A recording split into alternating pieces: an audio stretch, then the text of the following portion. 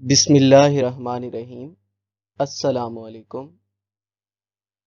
Dear future scholars, मुझे उम्मीद है कि आप सब खैरियत से होंगे। जैसा कि आपको पता है कि ये लेक्चर कैट जनरल के हवाले से है और इस लेक्चर के अंदर हम आपको गैट जनरल के हवाले से तमाम बेसिक इंफॉर्मेशन प्रोवाइड करेंगे, जिसकी आउटलाइंस कुछ इस तरह से हैं। सबसे पहले हम इसका इंट्रोडक्शन करेंगे, ब्रीफ इंट्रोड्यूस करवाएंगे कि व्हाट इज गैट जर्नल, ये क्या होता है और किस काम आता है। और उसके बाद हम आपको बताएंगे कि मोस्टली स्टूडेंट्स इस टेस्ट को देते वक्त फेल क्यों हो जाते हैं। This is very common reason.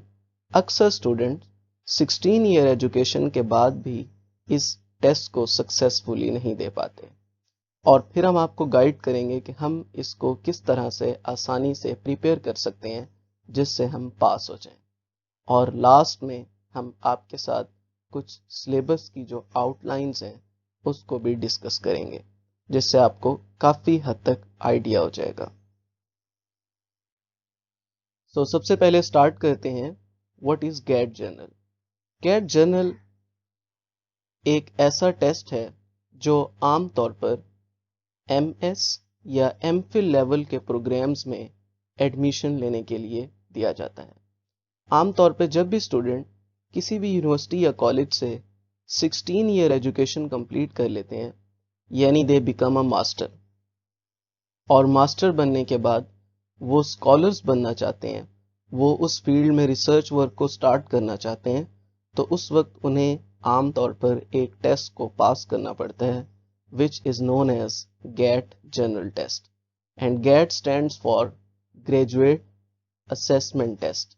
यानी जो हमने ग्रेजुएशन तक की एजुकेशन ली होती है, ये उसकी असेसमेंट के लिए ये टेस्ट किया जाता है, जिससे अंदाज़ा होता है कि स्टूडेंट्स कितने कैपेबल हैं, उन्होंने कितना नॉलेज को गेन किया है, बेसिक नॉलेज को, और आगे कितनी आसानी से वो फ्यूचर स्कॉलर्स बन सकते हैं। Okay scholars, the interesting thing is that this test is valid up to 2 years for admission। यानी अगर आप इस टेस्ट को क्वालिफाई कर लें और इसको पास कर लें, तो आप किसी भी यूनिवर्सिटी में एमफिल और एमएस लेवल के प्रोग्राम की एडमिशन के लिए 2 साल तक अप्लाई कर सकते हैं। Okay, this is for GAT general which is taken by NTS. Commonly जो हर यूनिवर्सिटी अपना गेट जनरल लेती है, उसकी जो वैलिडिटी होती है वो सिर्फ उस टेस्ट तक के लिए होती है जिस टेन्योर में, जिस सेमेस्टर में वो टेस्ट लिया जा रहा होता है। अदरवाइज अगर आप एनटीएस के थ्रू गेट जनरल का टेस्ट दे दें तो उसका फ़ायदा ये होता है कि वो 2 साल तक वैलिड रहता है। Okay, next is who can apply. कौन कौन से स्टूडेंट्स जो हैं वो गेट जनरल के लिए अप्लाई कर सकते हैं। इसके लिए सबसे पहले आपका 16 ईयर्स की एजुकेशन का कंप्लीट होना जो है वो ज़रूरी है, और ऐसे स्टूडेंट जिनकी 16 ईयर एजुकेशन कंप्लीट हो जाए वो इस टेस्ट के अंदर अपीयर हो सकते हैं। ऐसे स्टूडेंट जिनका लास्ट ईयर चल रहा होता है, 16th ईयर चल रहा होता है, वो आमतौर पे रिजल्ट से पहले भी इस टेस्ट को देना स्टार्ट कर देते हैं, तो उसमें भी कोई हर्ज नहीं है। आप जो है एक अप्रॉक्सीमेट जीपी का जो रिजल्ट है, या आप यूनिवर्सिटी से बनवा के या अप्रॉक्सीमेट जीपी लिख के आप जो है वो 16 ईयर एजुकेशन के कंप्लीट होने से कुछ मंथ्स पहले भी ये गेट जनरल दे सकते हैं, ताकि जैसे ही आपकी डिग्री कंप्लीट हो तो आपका टाइम सेव हो जाए और आप जो है उस टेस्ट को दे सकें। और ऐसे स्टूडेंट्स जो अपना प्रीवियस गेट का टेस्ट का जो स्कोर है वो इम्प्रूव करना चाहते हैं, लेट्स सपोज एक स्टूडेंट है, उसने एग्ज़ाम दिया और उसके 45/100 आए, ही गॉट फेल्ड। और उसके बाद एक स्टूडेंट है, उसने 60 मार्क्स लिया आउट ऑफ 100, वो स्टूडेंट पास हो गया, लेकिन वो चाहता है कि वो इस मार्क्स को मज़ीद इम्प्रूव कर ले, तो इसको इम्प्रूव करने के लिए वो दोबारा भी गेट जनरल का टेस्ट जो है वो दे सकता है। अगर इम्प्रूव हो गया तो उसके जो नेक्स्ट मार्क्स हैं वो कंसिडर होंगे। इसके अलावा एक चीज़ और आपको बताते चलें कि जब आप गेट जनरल का टेस्ट पास कर लेते हैं तो कुछ यूनिवर्सिटीज़ के पास इसके अलावा एक और क्राइटेरिया भी होता है, यानी आपको वहाँ के इंटरव्यू या कोई और जो प्रोसेस है उससे भी क्लियर होना पड़ता है। बेसिक रिक्वायरमेंट गेट टेस्ट होती है, और उसके बाद जो है इंटरव्यू टाइप का कोई और क्राइटेरिया जो है उसको क्वालिफाई करना भी ज़रूरी होता है। Okay, that is very interesting question और बहुत ही अहम क्वेश्चन है कि अक्सर स्टूडेंट्स जो है वो गेट जनरल के टेस्ट को पास नहीं कर पाते। उसकी सबसे बड़ी वजह क्या है वो हम यहाँ पर देखेंगे। बहुत बार ऐसा होता है कि स्टूडेंट अपने एजुकेशनल कैरियर में बहुत ब्रिलियंट होते हैं, बहुत स्किल्ड होते हैं, लेकिन जब वो गेट जनरल का टेस्ट देने लगते हैं तो वो वहाँ पर फेल हो जाते हैं और बहुत सारी अटेम्प्ट्स के बाद जो है उनके सेमेस्टर्स का जो टाइम है वो भी वेस्ट हो जाता है और एक बहुत बड़ा गैप आ जाता है उनके एजुकेशनल कैरियर में। तो उसकी सबसे बड़ी वजह क्या है वो हम यहाँ पर देखेंगे। देखिए, सबसे पहली रीज़न ये है कि ऐसे स्टूडेंट्स जो हैं वो आम तौर पर कॉमनली सिर्फ एक ही टॉपिक या एक ही सब्जेक्ट पर फोकस करते हैं। फॉर एग्जांपल, जब बात इंग्लिश की आती है तो वो समझते हैं कि इंग्लिश का जो सारा ताल्लुक है वो वोकेबलरी से है, हालांकि ऐसा नहीं है। English is more than vocabulary. इसके अंदर टेंसेस, पार्ट्स ऑफ स्पीच और उसके अलावा कॉम्प्रीहेंशन और सिनोनिम्स, एंटोनिम्स और एनालॉगीज, बहुत सारी और चीज़ें आ जाती हैं। इसी तरह जब मैथ की बात आती है तो वो समझते हैं कि जो मैथ की मुश्किल चीज़ है, लेट्स सपोज अलजबरा, वही सारा मैथ है और वो मैथ में सिर्फ अलजबरा पे ग्रिप करते हैं। तो इस वजह से वो फेल हो जाते हैं, क्योंकि वोकेबलरी से रिलेटेड हो सकता है गेट के अंदर 3 या 4 एमसीक्यूज आ जाएं और अलजबरा से रिलेटेड 5 या 6 आ जाएं, जबकि इन सब को मिला के उनके लिए पास होना बहुत मुश्किल हो जाता है। So this is the main reason. Second reason is consistency. Consistency में ये होता है कि जब गेट जनरल आने लगता है तो उस टाइम जो है स्टूडेंट 1 दिन या 2 दिन पहले से तैयारी करना शुरू करते हैं और पूरा पूरा दिन और पूरी पूरी रात जो है उसको तैयार करते रहते हैं। और इस तरह जो है कंसिस्टेंसी की कमी की वजह से नॉलेज जो है वो ड्रॉप बाय ड्रॉप ही इंसान को जो है वो डिलीवर होता है, स्टेप बाय स्टेप ही इंसान सीख सकता है। तो एटलीस्ट आपको 10 या 15 डेज पहले अगर आप प्रिपरेशन शुरू कर दें और थोड़ा सा टाइम आप डेली बेसिस पर देते रहें तो वो कंसिस्टेंसी कहलाता है और इस तरह आपके लिए पास होना बहुत ईजी हो जाता है। Third thing is they have no planning. Planning कुछ नहीं होती, कैसे तैयार करना है, क्या तैयार करना है, इस बारे में कोई अंदाजा नहीं होता।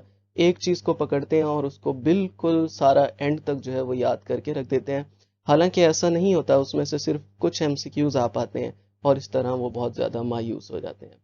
Fourth thing is another drawback that they join too many institutions. Some time ये होता है कि एक स्टूडेंट जो है वो इंग्लिश किसी और अकेडमी से प्रिपेयर कर रहा होता है, मैथ किसी और से कर रहा होता है, एनालिटिकल किसी और से कर रहा होता है और इस तरह भी जो है वो एक डाइवर्स जो सिनेरियो है वो डेवलप होता है और इस तरह उसका पास होना जो है वो बहुत मुश्किल हो जाता है। Fifth thing is they waste too much time in collecting notes, के बहुत सारे नोट्स। लेट्स सपोज एक स्टूडेंट ने गेट पास किया है, मे बी उसका जो है एजुकेशनल बैकग्राउंड स्ट्रांग हो, उसकी बेसिक स्किल्स अच्छी हो, लेकिन वो उससे जब सजेशन लेते हैं तो वहां से एक नोट्स पकड़ते हैं, किसी और से मशवरा लिया उसने एक और नोट्स बता दिए, तीसरे बंदे से मशवरा लिया उसने एक और नोट्स बता दिए। तो इस तरह एक बहुत सारा टाइम जो है वो नोट्स लेने में ही वेस्ट हो जाता है।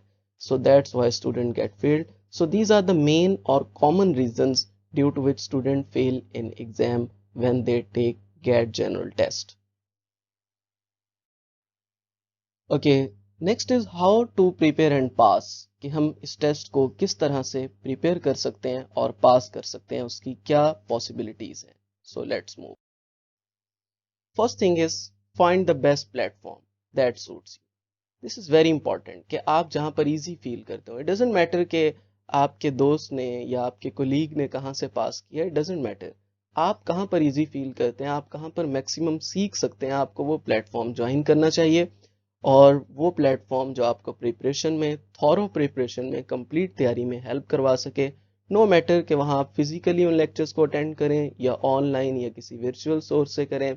फ्री में भी जो है कोई ऐसा अच्छा सोर्स है तो आप वहाँ से भी ले सकते हैं, प्रीमियम है, पेड है, वो भी आप कर सकते हैं, but that platform must suit you और उसे जो है आपके साथ कंपेटिबल होना चाहिए और आपको वहाँ पे इजी फील होना चाहिए, आप सेटिस्फाई हो वहाँ पर प्रिपरेशन करते हुए। Second is manage time equally for all subjects. ऐसा नहीं है कि आप किसी एक सब्जेक्ट के मास्टर बनने के बाद जो है वो आप गेट को पास करने में कामयाब हो जाएंगे। No, that's not possible. आपको सारे सब्जेक्ट्स को ही टाइम देना पड़ेगा, इक्वल टाइम देना पड़ेगा, सारे टॉपिक्स को आपको कवर करना पड़ेगा। Third thing is stay focused and directed.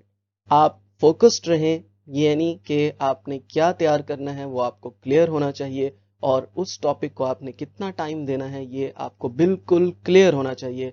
चाहे आप कहीं से तैयारी कर रहे हैं तब भी ये चीज़ क्लियर होनी चाहिए। अगर ऐसा नहीं होगा तो फिर आपको लॉस होगा और आपका बहुत सारा टाइम एक टॉपिक को प्रिपेयर करने में जो वेस्ट होगा, तो आप दूसरे टॉपिक्स को इक्वल टाइम नहीं दे पाएंगे। Okay, next thing is consistency, that is very important almost in every step of life. तकरीबन जिंदगी के हर शोबे में कंसिस्टेंट होना बहुत ज़रूरी है जब आप कोई चीज़ अचीव करने चाह रहे होते हैं। तो चाहे आप 10 दिन के लिए ही गैट की तैयारी करें, लेकिन उन 10 दिनों में आप कंसिस्टेंट रहें। जब आपको पता है कि आपने 1 आवर या 2 आवर्स आपने उस टेस्ट को देने हैं, then you must extract it from your daily routine, और इसी तरह ही आप जो है वो कामयाब हो पाएंगे। Fifth is do not make a blind trust. आपने एटलीस्ट जब भी कहीं से प्रिपरेशन करनी है तो आपने एक बार सिलेबस को जरूर गो थ्रू करना है। You have to tally your topics with the syllabus topics. चाहे वो जो है जहां भी आप तैयारी करें, नो मैटर, डजेंट मैटर आप कहाँ से प्रिपरेशन करें, बट आपने उनके सिलेबस को, उनके आउटलाइंस को आपने वेबसाइट या जो अथेंटिक रिसोर्स है, आमतौर पे जो एनटीएस की वेबसाइट है वहाँ पर सिलेबस सारा मेंशन है, और इस लेक्चर में भी हम आपको बता देंगे एक शॉर्ट ओवरव्यू में, तो आपने सिलेबस को जरूर चेक करना है। Sixth is stay positive. Positivity is very important. When you think you can do anything then you can surely do anything, but when you think you can not then it's almost impossible. कि जब आपको लगता है कि आप कुछ कर सकते हैं तो आप वाकई कर सकते हैं। And last thing is work hard and don't lose hope. Nothing is impossible in the world, but you must not lose hope. ऐसा नहीं है कि आप बैठे रहेंगे और गेट का टेस्ट आएगा और लकीली जो है आप सारे टेस्ट में जो है वो सारे ऑप्शंस को डी टिक कर देंगे या बी टिक कर देंगे तो आपका टेस्ट पास हो जाएगा। No, you must work hard, you must give time for your preparation. चाहे आप थोड़ा टाइम ही क्यों ना दें, डजेंट मैटर कि आप पूरा पूरा दिन दे पाते हैं या नहीं। आप जॉब में बिजी हैं, आप अपने ओरिजिनल स्टडी में बिजी हैं, आप जस्ट इसके लिए जो है वो डेली बेसिस पे हाफ आवर या 1 आवर ही क्यों नहीं निकाल पाते, लेकिन आपको टाइम जो है वो देना होगा। Okay, next is why choose us. Let's suppose you want to prepare through us, then why should you choose us? It doesn't matter, I already told you, you can prepare from anywhere. आप कहीं से भी तैयारी कर सकते हैं, but if you feel easy, if you feel comfortable, then how can you prepare, or why should you prepare with us? What are our main features? First thing is we will focus on full syllabus coverage. It doesn't matter we will take too much time. इसका मतलब ये नहीं है कि हम बहुत सारा time लेंगे, but we will cover the syllabus in our mentioned lectures. और इसके लिए हमने कंप्लीट लेक्चर्स रखे होंगे, बट ये ब्रीफ होंगे। ब्रीफ मींस कि ऐसा नहीं होगा कि आपको 50 या 100 लेक्चर्स लेने पड़ेंगे। Maximum we will focus around 10 to 15 lectures, not more than that. Just 10 to 15 lectures, यानी आप अगर 10 दिन पहले भी तैयार करना शुरू करें और आप डेली का एक लेक्चर देखें तो आप 10 दिनों में आपकी तैयारी बिल्कुल बहुत अच्छी हो जाएगी। वी होप सो कि इंशाल्लाह यू विल पास। लेकिन हमारे लेक्चर्स जो हैं वो ब्रीफ होंगे, टू द पॉइंट होंगे, जो आपके लिए बहुत इंपॉर्टेंट होगा वो उसमें मेंशन होंगे। और अगर लेट्स सपोज आप 5 दिन पहले तैयारी करना शुरू करते हैं और आप डेली बेसिस पे 2 लेक्चर देखते हैं, एक सुबह एक शाम, या आप डेली सुबह 2 लेक्चर देख लेते हैं, या लेट्स सपोज आप डेली सिर्फ शाम में ही 2 लेक्चर देख लेते हैं, यानी आप डेली में सिर्फ 2 लेक्चर्स देखते हैं, तो आपकी 5 डेज में जो प्रिपरेशन है वो कंप्लीट हो जाएगी। So our lectures will be complete and brief. Third thing is examination questions will be included. जो पास्ट एनटीएस के टेस्ट हुए हैं उनमें जो गेट जनरल के क्वेश्चंस आए हैं या डिफरेंट यूनिवर्सिटीज ने जो टेस्ट कंडक्ट किए हैं उनमें जो कुछ इंपॉर्टेंट क्वेश्चंस हैं वो भी हम इसमें इंक्लूड करेंगे। Fourth is we will manage to deliver you in an effective way. ऐसा नहीं है कि हमारा मकसद जो है सिर्फ बगैर आपका ख्याल किए जो है वो एक ड्राइव करना ही होगा, एक इसको कवर करवाना ही होगा। No, we will try our best कि चाहे कोई एक स्टूडेंट ही इस प्लेटफॉर्म से सीखने आता है, बट स्टिल जो है वो वहां से बेस्ट वे में सीख कर जाए। ठीक है, इट डजेंट मैटर, आप चाहे यहाँ से कोई एक टॉपिक सीख सकते हैं, आप चाहे जितना भी सीखना चाहें सीख सकते हैं, but it will be an effective learning as well as effective teaching from instructor side. Okay जी, let's move to the syllabus and paper distribution, ताकि आपको आइडिया हो कि सिलेबस किस तरह से आता है इसमें। फर्स्ट ऑफ ऑल, जो कैट का टेस्ट होता है ये 4 डिफरेंट कैटेगरीज में होता है। आपको पता है कि यूनिवर्सिटीज़ में बहुत सारे प्रोग्राम्स करवाए जाते हैं, बहुत सारी डिग्रीज हैं ग्रेजुएशन में जो स्टूडेंट्स अपने इंटरेस्ट के मुताबिक और इन अपने जो है कंपटीशन के मुताबिक करते हैं। बट उनमें से हर डिग्री में अगर स्टूडेंट जो है वो रिसर्च लेवल पर जाना चाहते हैं, एमएस लेवल पर जाना चाहते हैं, तो उसके लिए जो एडमिशन्स की कैटेगरीज हैं वो डिफरेंट हैं। There are 4 basic categories. First category is known as GAT A and this is for business and engineering students. आमतौर पे जो कॉमर्स, बिजनेस और इंजीनियरिंग के स्टूडेंट्स होते हैं, they are bound to take this test if they want to take admission in any university. ठीक है, तो उनके लिए जो है ज़रूरी होता है कि वो सिर्फ ए कैटेगरी का ही टेस्ट दें। ठीक है, इसकी पेपर डिस्ट्रीब्यूशन कुछ इस तरह से दी हुई है। This is verbal reasoning. Verbal reasoning को अगर हम सिंपल वर्ड्स में देखें तो हमारा जो इंग्लिश पोर्शन होता है इसमें बहुत सारी चीज़ें आ जाती हैं, वो 35% होता है। Second is quantitative reasoning which is basically mathematics, ये 35% होता है। और analytical reasoning, this is related to analysis, critical thinking, conceptual thinking, this is 30%। यानी हम कह सकते हैं कि इस हिस्से में इंग्लिश और मैथ का पोर्शन ज़्यादा होता है और एनालिटिकल भी तकरीबन उसके बराबर होता है। तो देखिए तीनों चीज़ें ही बहुत इंपॉर्टेंट हैं, आपको हर सब्जेक्ट को इक्वल टाइम देना होगा। उसके बाद है गेट बी के स्टूडेंट्स।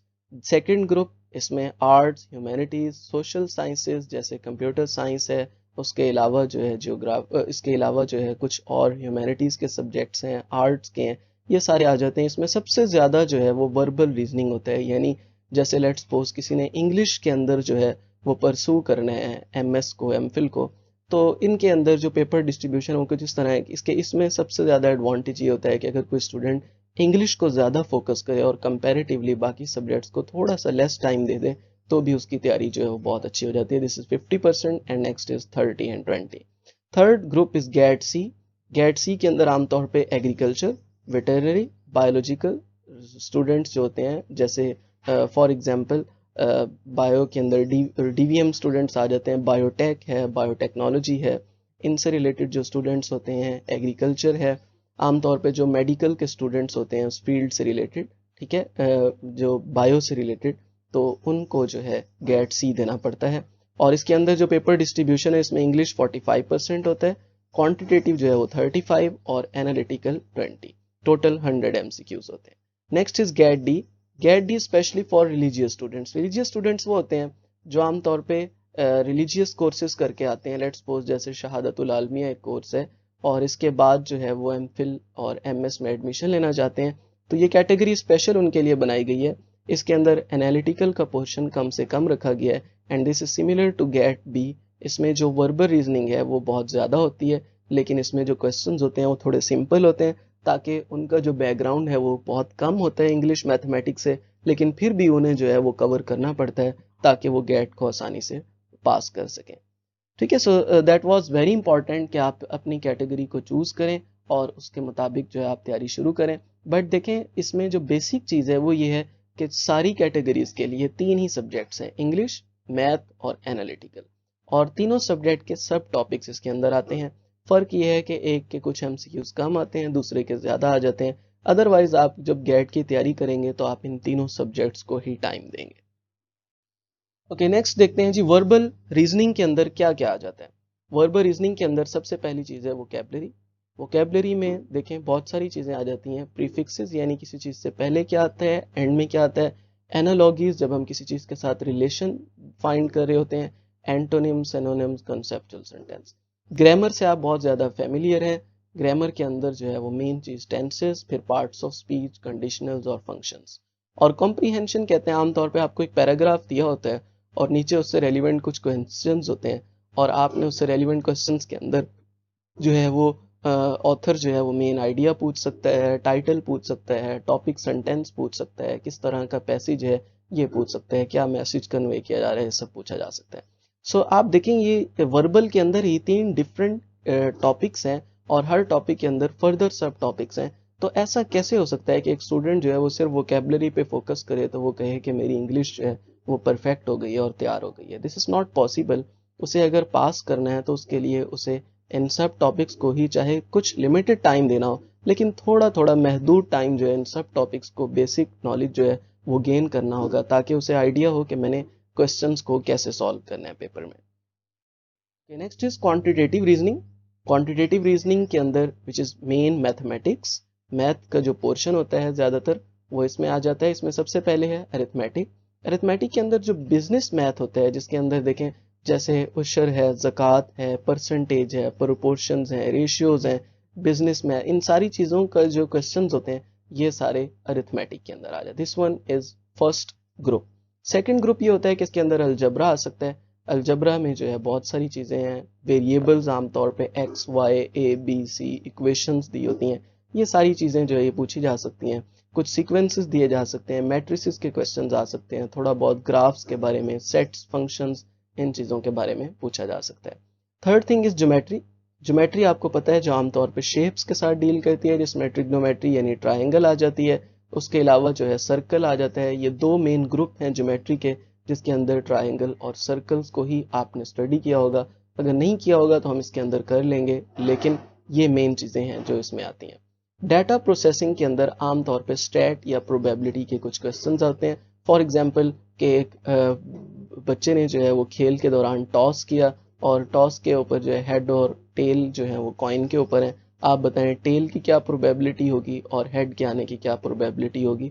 तो इस तरह के क्वेश्चन जो हैं वो डाटा प्रोसेसिंग के अंदर पूछे जाते हैं। अब आप देखें मैथ के अंदर भी 4 ग्रुप्स हैं और हर ग्रुप का एटलीस्ट आपको आइडिया ज़रूर होना चाहिए। हम सारे टॉपिक्स को मैक्सिमम डेप्थ में तो कवर नहीं कर सकते, लेकिन आपको बेसिक नॉलेज पता होना चाहिए ताकि आप उससे रेलिवेंट कोई भी क्वेश्चन आए तो आप उसको सॉल्व करने के काबिल हो।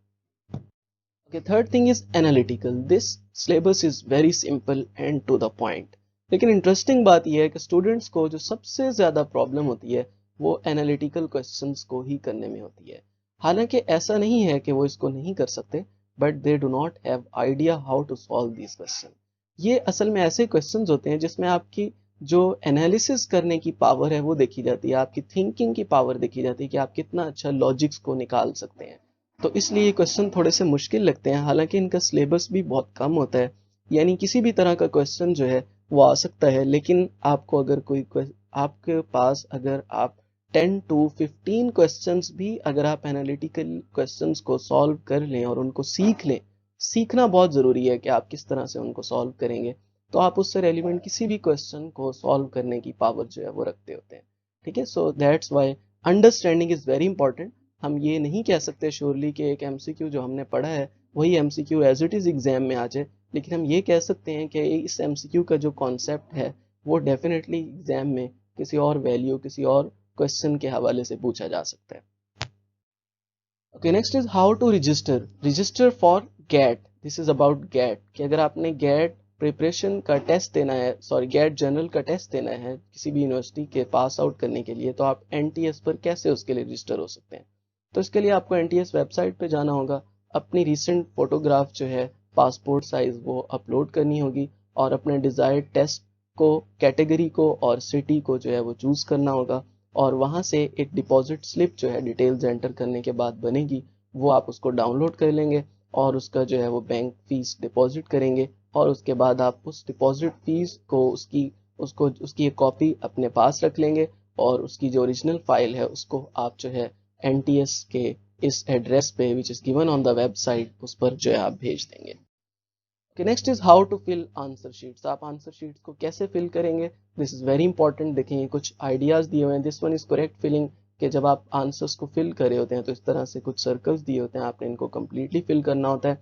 अगर आप इनको कम्प्लीटली फिल नहीं करेंगे तो वो इनकम्प्लीट हो जाएंगे। जैसे आप पार्शली करेंगे, टिक लगा देंगे, क्रॉस लगा देंगे, लाइट मार्कर से करेंगे, डबल करेंगे, तो ये सारे गलत हो जाएंगे। This will not be consider, चाहे आपने सही भी किया हो लेकिन आपका आंसर जो है वो गलत ही काउंट होगा। ठीक है जी, दैट वाज ऑल। और आई होप सो यहाँ तक आपको गेट का कंप्लीट आइडिया ज़रूर हो गया होगा कि स्टूडेंट्स फेल क्यों होते हैं और इनकी प्रिपरेशन कैसे करनी चाहिए, what is the main syllabus, what are the main categories. That's all is very important. And if you want to stay with us for upcoming lectures and videos, then we request you to kindly subscribe our channel and click the bell icon so that you can stay with us for future lectures. ठीक है जी, बहुत शुक्रिया। इंशाल्लाह next lecture में बात होगी। और अब तक के लिए अगर आपको थोड़ा सा भी बेनिफिशियल लगा हो तो काइंडली आप इनकरेज ज़रूर कर दीजिएगा in the form of subscription and clicking the bell icon. Thank you. अल्लाह हाफिज़।